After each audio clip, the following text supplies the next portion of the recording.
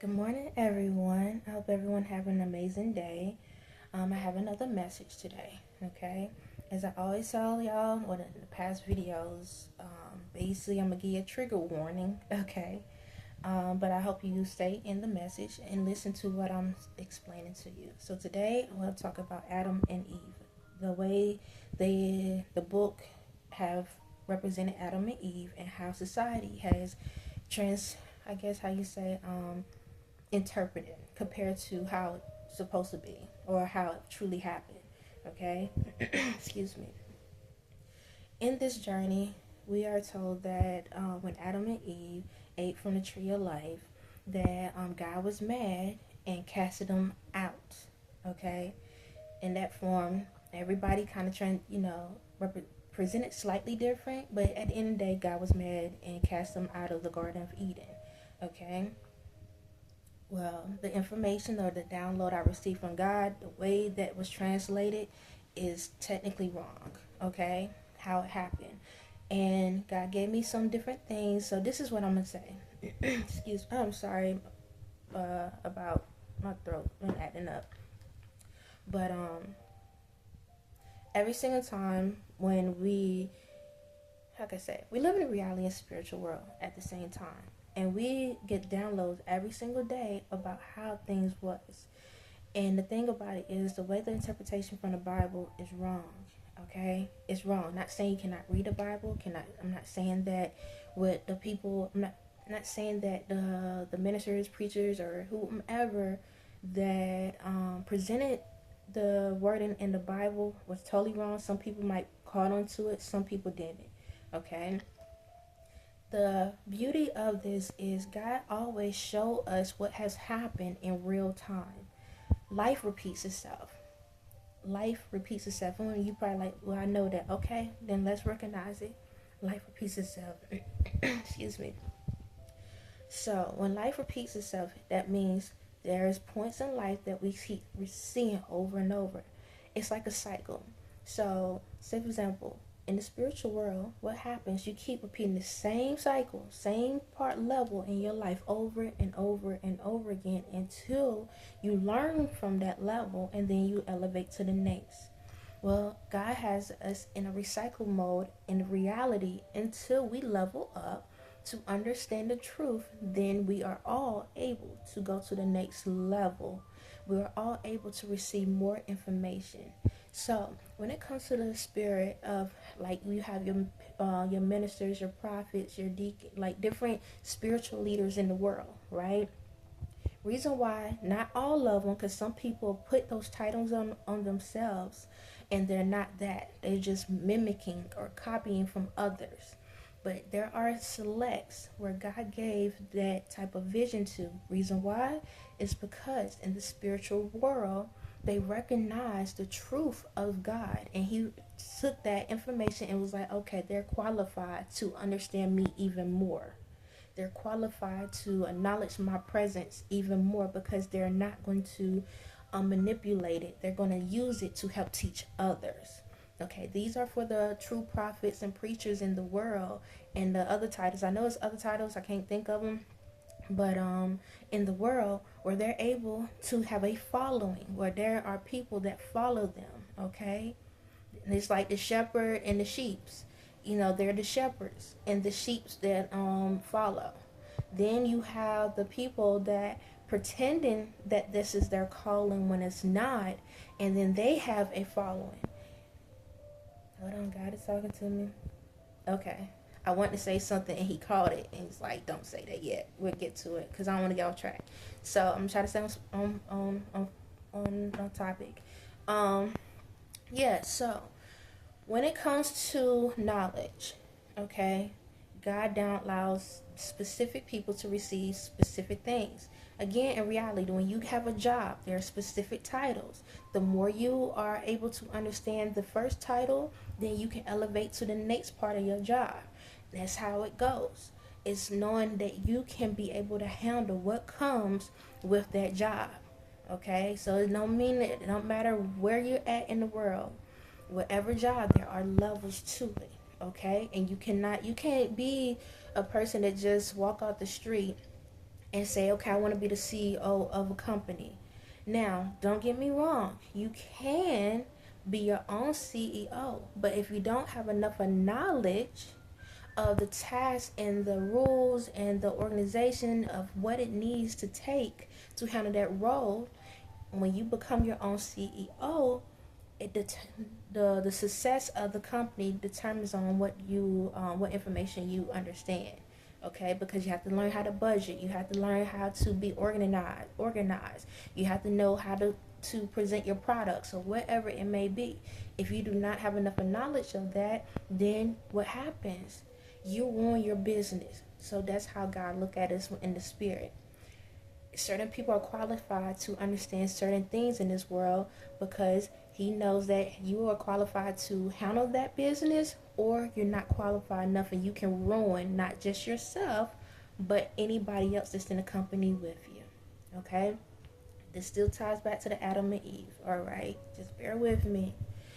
So in the spirit world, we learn different things differently. Okay, so let's get back to Adam and Eve before I get y'all too far off. When Adam and Eve ate the forbidden fruit, first and foremost, let's start this. Adam was first, and then Eve came after. So this, I'm gonna throw some scriptures out there to you, and I'm not a scripture person. I'm gonna tell y'all that right now. This is how I go through things. God give me the words, and I Google the words to find the scriptures. Okay, that's how I do it. So he can give me downloads of different things, and once he give me that download, that's how I can find the scripture to go to it.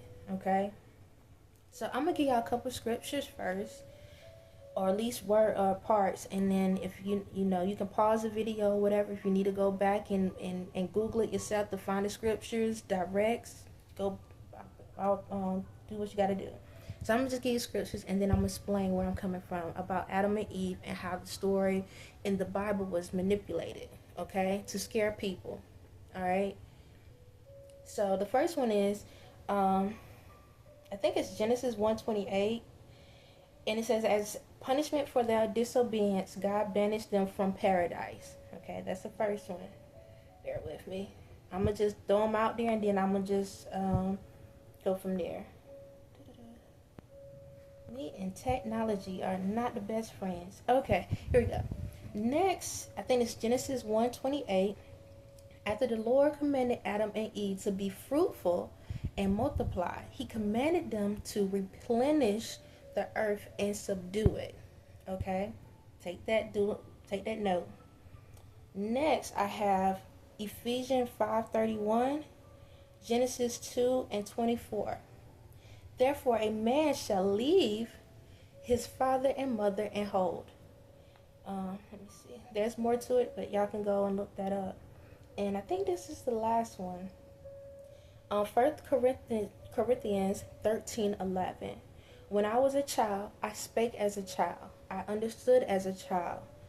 I thought as a child. But when I became a man, I put away childish things. Okay, this is what God gave me today. Again, he never gave me the numbers in the scripture. He gave me the words, and I looked it up. Point blank simple. And just to let you know, I have my little one beside me, so I'm trying not to be so loud. So, yeah, if you hear a rumbling in the background, that's him. Okay, so back to the scriptures. So, the way we look at it is like God was so mad at Adam and Eve for eating that apple. He just told them to get out. It's like let's look at Garden of Eden as a house. So he's like, get out of my house. And that's how we look at it as, like, get out of my house. And like we look at it as fear, like, oh my God, they really hurt God's feelings by doing that. And yes, God has feelings, okay? Let me jump on that. God has feelings. All right? Want to know how you know? What feelings you carry within you. God has feelings. In order for God to understand how you feel, guess what? He has to have feelings and emotions. So, how I can explain that in reality? All right? Have you ever been around a person where, say for example, you can talk about something and they laugh about everything you say? If they don't show any other emotion, ain't it hard to talk to them? All right. So what you think about God? So if God is always this stern person, this stern personality in one way, and like authoritative, and that's it. How can He understand you? How can He understand what you're going through? Okay? Everything that happens in the reality world happens in the spiritual world. In order for God to understand you, He has to be able to understand the feelings. That means He has to go through the feelings. And God expresses His feelings in different ways. He expresses feelings through different ways. And I'm gonna stop it on that because I'm not trying to get too far off. So back to the message. So anyway, Garden Eden, banishing Adam and Eve. All right. So we take it as he was mad. So this is how I can express it in a reality world so you can understand what truly happened. How many of you, first off, how many of you have kids or nieces, nephews, or whatever, and there's some candy, there's something on the somewhere, and that child is trying to go get it, and you tell them, don't touch it. You're like, you know what? Don't touch it. Or you matter of fact, those videos where y'all put the candy and stuff on the table, and y'all put y'all toddlers there, and y'all say, do not touch it, I'll be right back. Don't touch it till I come back. Right? You might have one child that sit back and be obedient and don't touch it, and you have the other child that goes and touch it. All right? You want to know why that trend started? It's because God sent a download to somebody to give you an opportunity to get an understanding. God gives downloads all the time in different ways. You just got to see it. So back with the Adam and Eve. When they ate from the forbidden fruit, God already told them, like, look, that's a lot of knowledge right there.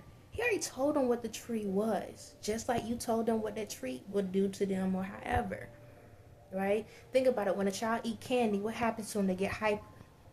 Right? They get hyper. What you think happened with that fruit? He told them, don't touch that fruit. It got a lot of information. It's going to do something to you if you eat it. Do not touch it. Do not touch it. But what they do? They went ahead and ate it. So, this is another thing. With the tree of knowledge, that means that there was a type of energy. So, the best way I can explain it to how much energy was back in the fruits and everything back in time compared to now. So, we're going to put in reality. We live in spirit and reality all day, every day. So, I'm going to tie everything together so you can understand the word, okay? Look at the battery on your phone. When your phone is on 100%, you can do whatever you want, however you want, whenever you want, right? But the more that the energy dives down into it, the more it has where you cannot do as much. You have to eliminate your time. Let's go to a different electronic, like a game or a toy. Same thing. The more the energy that it has, the better it functions. Over time, it goes down. Okay? All right. So, think about it like this. Also in a reality form. Go back to the spirit. Okay, God says start with the spirit and then come back to reality on this part. So in the spirit, when God created the heavens and earth, think how much energy he had into the earth. There was no electronics or nothing. There was no satellites or nothing that could interfere with his energy. There was nothing that could interfere with his energy. Okay? Excuse me. Nothing could interfere with his energy. So that means the earth was energized. It was plenished. It was healthy. Think at when you're in reality, when you're at 100%, you have more energy to do more things. I'm gonna leave it like that. You have more energy to do more things. So the earth has so much of God energy in it. When they ate from that apple has so much energy in it, they was able to hallucinate. Okay? Let me explain this to you, because you're like, how the heck they hallucinate from an apple? Alright, an apple in real time has what? Enough of properties to help heal certain parts of your body if you eat enough. They didn't have to eat that many, they only needed one. Because the energy in it created it to be able to make them hallucinate. Okay? Let's get a little bit deeper. So, think about now. In reality, you have like the mushrooms, the natural mushrooms on earth, certain ones, only specific ones, certain ones. And then think about other we're gonna stick to just the mushrooms. We're gonna stick to natural. Natural is what we're gonna stick to. So like mushrooms. Have any of you have ever taken a psychedelic mushroom? What does it do? It take you into different realms, where your brain can see